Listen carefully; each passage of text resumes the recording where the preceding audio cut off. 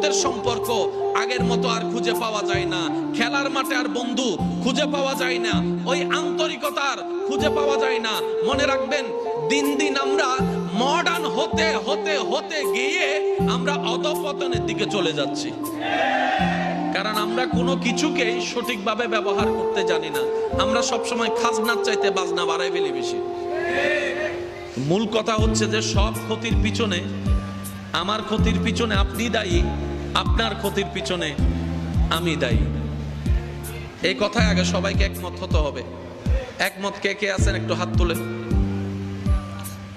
দোষী কারা? একটু বলেন, দোষী কারা? দোষী কারা?